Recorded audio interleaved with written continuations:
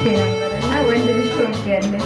በሰላም ነው ያለ ምንም ብሎኝ ነበር እግዚአብሔር በሰላም አንድ ዓመት ልጅ አቅፌ መጥቻለሁ እና ከዚህ በፊት ደግሞ ትልቋ ልጄ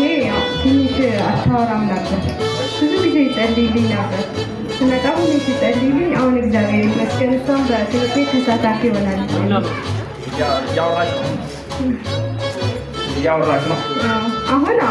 ጀምራለች ጀምራለች ስንት ጊዜ ነበረ ማታወራው ለ5 ዓመት ያክል እስከ ትምህርት ቤት እስከማስገባት አልነበረም እና እንደውም መቼ ነው ባለፈው ዓመት የመጣሽው ወይስ መቼ ነው በዚህ ዓመት ኦኬ አንድ ዓመት ሶ ጌታ ሲናገር ምን አለሽ ቆይ አንዴ ምን አለሽ ጌታ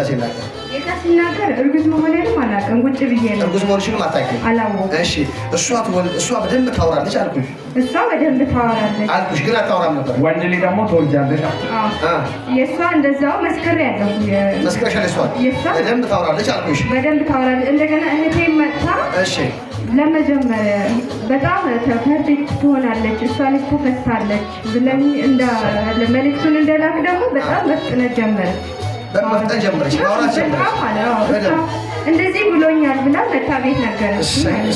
ከዛ ይሄ ብላቴናስ ማርገዝሽን አታውቂም አላውቅም እሺ እንዴት ሆነ ከዛ በሰላም የምትወልጂው ወንድ ልጅ ነው ይዘሽ ትመጫለሽ አለችኝ ከዛ አንቺ እንዴ አርግዣለሁ እንዴ አልሽ ከዛ ራሴን ያው ጥርጥር ላይ ነው ከዛ ስትመረመሪ እርጉዝ ነሽ ከዛ ከዚህ እጄ ስመረመር እርጉዝ ነሽ ስትወልጂ ደግሞ ምንም ሳላት እሺ ሴቷ ከጎኔ ነበረች እና አብረን ሄድን ሐኪም ቤት ስንሄድ ምንም 2 ወሬ ነው እኔ ጽንሱን ማወቅ አልፈለኩም ዶክተሩ ግን ወንድ ልጅ እርጉዝ ነሽ እንኳን ደስ ያለሽ ወንድ ልጅ አለሽ እሱ አንቺ ማወቅ አልፈለግሽም እኔ ምንም ታዲያ ቀድሞ እግዚአብሔር ተናግሮኛል አትይም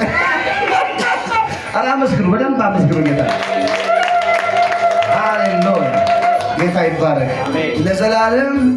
ለዘላለም ቤትሽ በበረከት ተሞልቷል አሜን ለዘላለም ደግሜ እልሻለሁ ለዘላለም ቤትሽ በበረከት ተሞልቷል አሜን